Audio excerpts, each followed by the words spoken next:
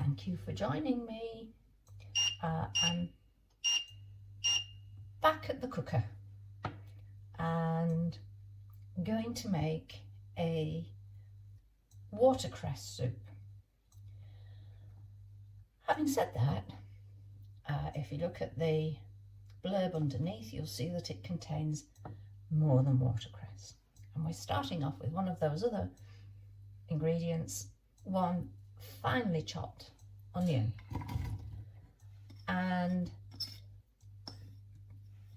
don't want it to brown, I just want it to gently sweat and become transparent.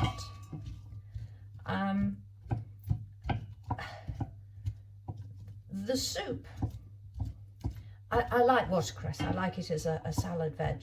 It's not to everybody's taste because it is quite a strong flavour, but it is very rich in iron. And I know personally that I need to top up my iron levels. My body doesn't seem to absorb it very easily, so I like liver as well. So fortunately I can eat liver, but also any of the dark green, the broccoli, the rocket, spinach, beetroot, but obviously the watercress, they contain plenty of iron, so you don't have to go down the liver route or the taking the iron supplements. I have to say that when I was pregnant with my son, that my iron levels were really low, and I wasn't improving on iron tablets, so I had to have iron injections. And as it was 50 years ago, I can't remember how often they were, but they were quite regular. And they are quite interesting, shall we say, because my hips, which is where the injections were given,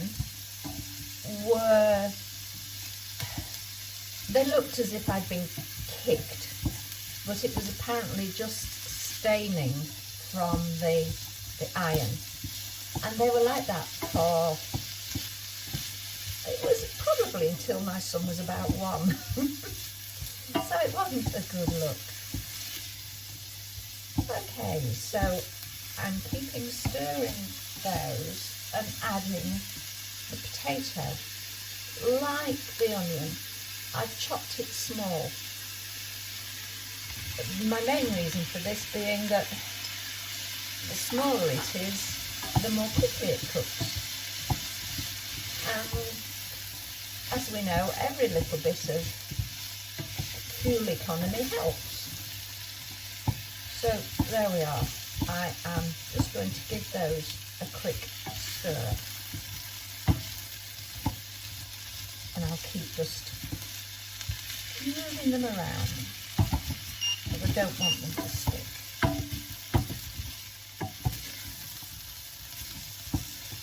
There we go. Now the original recipe for this was made using full fat milk and full fat double cream. Yeah, I should imagine that would make it beautifully creamy, but unfortunately that's not a good thing for me personally and for a lot of us. I'm actually pre-diabetic, so apart from having to control sugars, I'm also having to control carbohydrates and fats. And as my cholesterol's usually high anyway, that's a good thing. But instead of the full fat milk, I substitute 500 millilitres of veggie stock, and I'm only going to put half of this in for now. So about 250 mils of almond milk. Now I do use the non-cow's milk. I use the almond and I use the oat.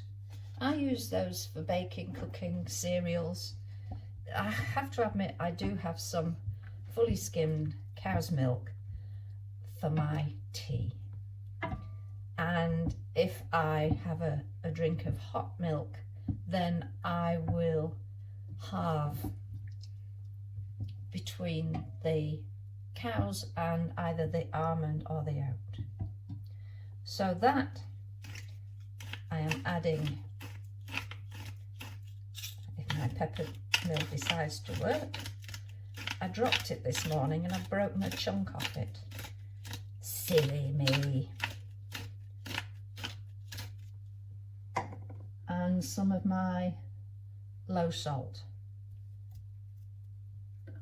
And I'll adjust that to taste afterwards. So at this point, I'm going to say, I will come back in a few minutes when they have softened to continue the process. So thank you, and I will see you soon. Okay, 10 minutes later now, and the onion and potato are nice and soft, not falling yet, but getting there. And a couple of minutes ago, I threw in a healthily heaped teaspoon of the lazy garlic. Had I used fresh garlic, I would have chopped that and put it in with the onion. And now for the watercress. This actually is a mix of watercress, spinach and a bit of rocket as well. Normally I buy the watercress in little bundles, but I couldn't find any.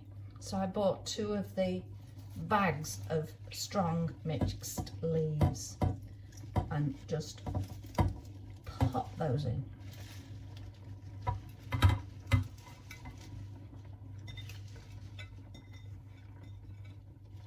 There we are. Give it a good stir and that will fall very quickly.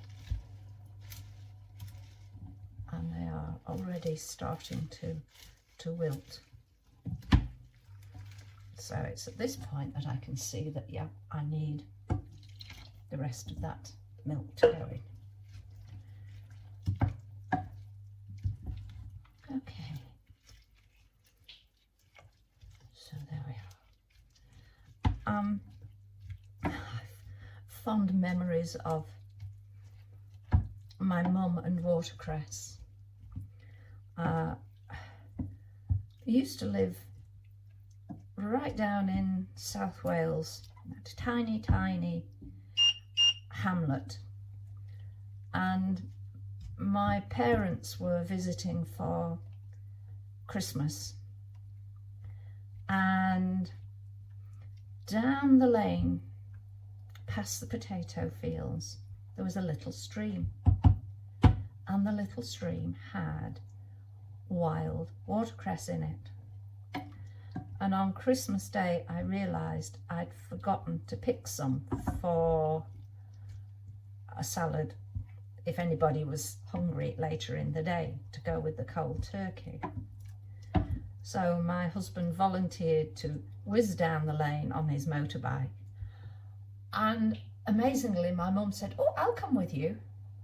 Now my mum was one of the most nervous people I have ever known, and the sight of seeing her hop onto the back of this motorbike and she had a dress on. She hadn't got trousers on, so the dress was sort of hiked up very, very inelegantly.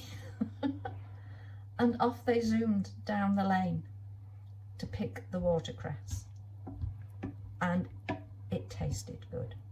As with most things, the fresher the pick, the more tasty.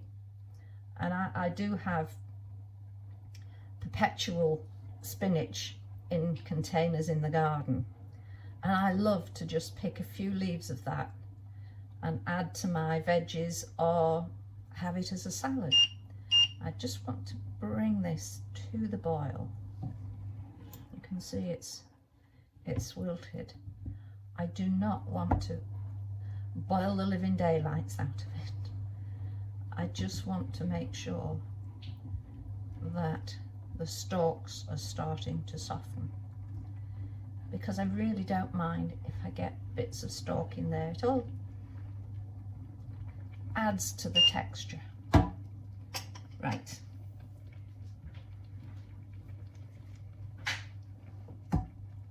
Let's give it a whiz with my good old, absolutely ancient food mixer.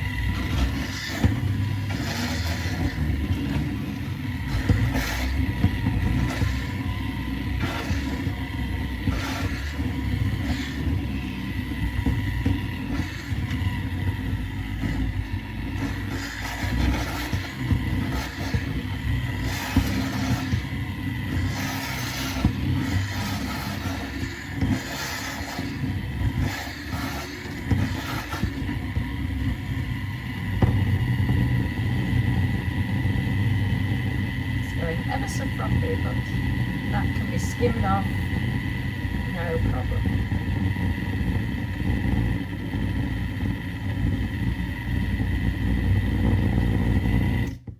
Right, I am going to leave it for a couple of minutes more cooking, because as you can see,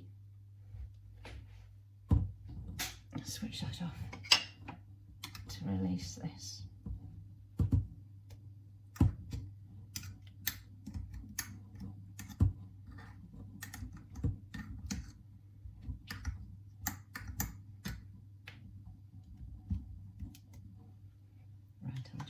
In a moment.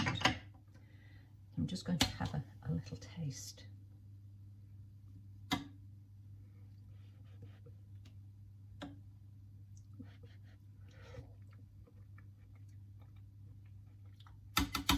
It does need a couple of minutes more.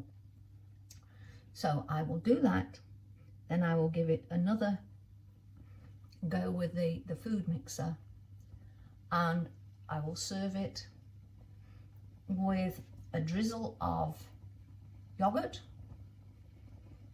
and a few sprinkled mixed sesame and golden flax seeds. Again, a bit of texture and some of those healthy fats. So I'll take a photograph of finished product when it's just had this couple of minutes and an extra whiz. Thank you for joining me. Bye.